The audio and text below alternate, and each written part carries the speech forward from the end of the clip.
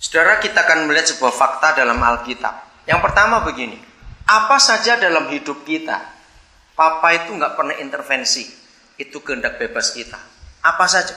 Sampai maaf, mau kawin berapapun, kalau kita mau, dia mau apa?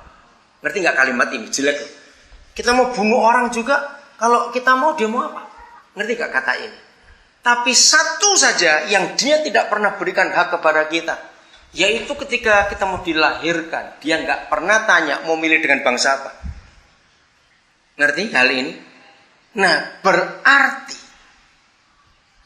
di mana kita lahir sebagai bangsa, itu maksud Papa di surga, kita punya tanggung jawab atas bangsa itu. Karena yang lain dia nggak pernah ngurus, itu terserah kamu. Satu ini saja. Kita mau pindah rumah setahun 4 kali 5 kali urusanmu. Ngerti kata itu toh? Tuhan gak pernah intervensi. Tapi kalau kita tidak pernah menyadari mengapa dia gak pernah minta kita pendapat. Aku melahirkan kamu. Kamu mau jadi bangsa apa? Berarti di mana kita dilahirkan jadi satu bangsa, itu tanggung jawab kita. Nah, ini yang gereja gak pernah nyadari. Bahkan Alkitab menyebutkan luar biasa. Seluruh firman dalam Alkitab itu tidak pernah ada yang nyinggung masalah negara. Selalu bangsa. Tahu nggak bedanya ini? Maka itu jatuh bangunnya kerajaan ini, kerajaan itu, negara itu, Papa nggak pernah pusing. Sebab dia nggak urusan dengan pemerintahan itu. Karena itu pasti akan naik turun. Tapi yang dia urus adalah bangsa, nation. Maka itu seluruh Alkitab berkata bangsa-bangsa, bangsa-bangsa, bangsa-bangsa. Ketika pemilu yang lalu, begitu banyaknya hamba-hamba Tuhan ingin jadi caleg. Motivasi sudah beda, karena ada duit di situ. Bukan untuk menyuarakan suara kenabian. Maka itu jadi rusak.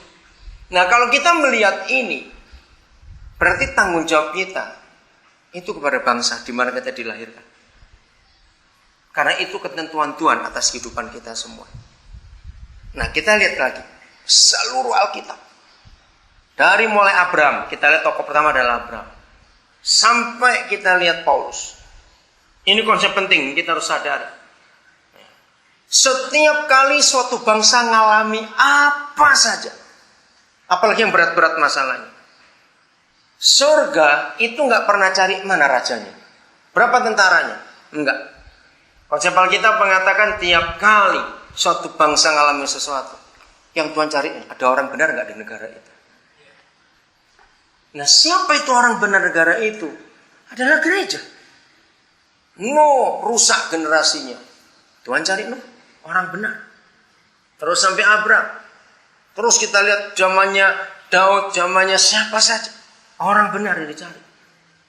Nah, ketika gereja itu sibuk dengan tipuan iblis, hanya memikirkan fasilitas dan kuantitas, disitulah panggilan gereja sudah menyimpang jauh. Kalau kita belajar manajemen, seorang manajer yang orientasinya itu adalah fasilitas dan posisi, maka anak buah akan jadi kendaraan untuk memenuhi ambisinya itu. Maaf. Nah, begitu pula gereja, ketika si gembala atau si pendeta orientasinya kepada penampilan, ngerti kata penampilan ini ya, baik secara pakaian, kemewahan dalam bentuk maupun bentuk gedung semuanya, maka jemaat itu jadi sapi perah. Kita lupa akan panggilan gereja yang sesungguhnya. Kita tahu kata gereja adalah eklesia, itu jelas. Nah, pernahkah kita tahu bahwa eklesia pertama di dunia itu bukan di Kisah Rasul 2, tapi eklesia pertama di dunia itu Abraham, waktu dia dipanggil keluar. Nah, itulah eklesia. Kan begitu kata eklesia, yang dipanggil keluar, dipisahkan dari yang banyak, dan dikhususkan hanya untuk satu yang manggil ini saja. Nah, itulah eklesia. Nah, kalau kita kembali kepada eklesia pertama di dunia, jelas sekali motivasi eklesia itu, aku memberkati kamu supaya jadi berkat.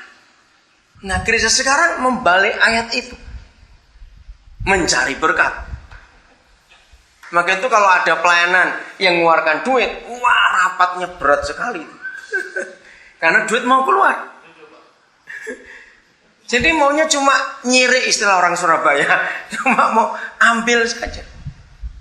Nah, konsep ini yang kita lupa. Nah, kalau eklesia itu dikembalikan kepada Alkitab, luar biasa. Ya, coba ini. Setiap kali kita dengar ada orang bunuh diri. Saya adalah orang pertama di Indonesia yang mengatakan kebenaran ini. Sudah sejak tahun 80-an awal yang lalu. Maka yang patut dan sangat dan harus disalahkan nomor satu adalah gereja di dekat rumah orang itu tinggal. Kira-kira kenapa? Mengapa kalau ada orang bunuh diri yang sangat dan patut dan harus disalahkan pertama kali adalah gereja di dekat tempat orang itu tinggal? Kenapa? Oke, jawabannya gini. Kenapa ada orang bunuh diri? Karena ada masalah, nggak ada jalan keluar. Betul tidak? Maka itu dia ngabisi diri sendiri. Nah, kenapa gereja harus disalahkan? Nomor satu, kalau ada orang bunuh diri. Iya, karena nggak ada. Berarti orang itu selama dia tinggal di dekat gereja itu nggak tahu kalau di situ ada jalan keluar. Nah, ini kan fatal sekali. Iya, nggak tahu betul, nggak dikenal orang. Nah itu coba celaka lagi. Kalau anggota gereja bunuh diri benar, menyedihkan sekali. Saudara, kita harus sungguh-sungguh buatlah sesuatu, bukan untuk nyalakan gereja terus. Kalau kita ada kesempatan ngomong, kita ngomong. Tapi mari kita yang mulai ngerti ini, mulai jadi jawaban. Ya, Yesaya pasal 2, kita lihat. Apa judulnya dari Yesaya pasal 2 itu?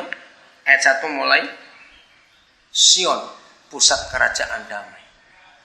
Kata Sion dalam Alkitab itu artinya gereja. Nah, gereja itu pusat kerajaan damai.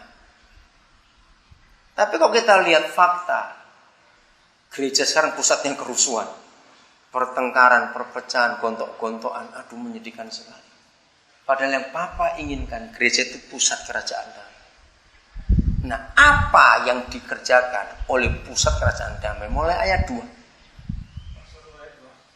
Akan terjadi pada hari-hari yang terakhir. Ya, stop dulu. Kapan itu hari-hari terakhir? Sekarang. Harusnya ini yang terjadi. Terjadi apa? Kita lanjut. Gunung tempat rumah Tuhan Ya. berdiri tegak. Di hulu gunung-gunung dan menjulang tinggi. Ya, stop lagi. Ayo kita membayangkan sebentar. Rumah Yahweh itu di sebuah gunung. Ya, kan gitu. Gunung tempat rumah Yahweh. Ada itu gunung. Nah, gunung ini adanya berdiri tegak di hulunya gunung-gunung. Jadi apa yang kita bayangkan dengan kalimat ini? Kalau kita membayangkan letak geografisnya, gunung rumah Yahweh berdiri tegak di hulunya gunung-gunung. Nah, jadi setelah puncak, ada yang lebih puncak lagi. Nah, bayangkan, kalau ini kerinduan Papa, bahwa gerejanya harus setinggi itu posisinya. Sebetulnya, menara-menara yang ada di gereja Eropa dulu, itu ngambil dari ayat ini. Tujuannya, supaya orang dari jauh-jauh itu bisa ngelihat, oh di situ. Juga pakai lonceng untuk panggil orang. Nah, dari situ minaret masjid juga ada. Dari sini sejarahnya itu. Cuma sayang sekarang jadi jor-joran, saingan. Mana menara paling tinggi? Bukan itu. Nah, kalau ini yang paling tinggi di antara yang paling tinggi, kan begitu kata lain. Lalu dampaknya apa? Lihat kalimat berikut. Setelah itu ada apa? Kalau ya terus. Nah, coba kita lihat. Berapa bangsa? Segala. Nah, apa bedanya berduyun-duyun dan berbondong-bondong? Berduyun-duyun. Karena berduyun itu nggak putus-putus. Iya, terus bayangkan. Ini kerinduan Bapak. Bangsa-bangsa itu datang. Terus, belum selesai. Siapa lagi? Setelah bangsa-bangsa ada lagi. Terus, masih ayat 2. Oh, ayat 3 sekarang. Ya, ayat 3. Dan banyak suku bangsa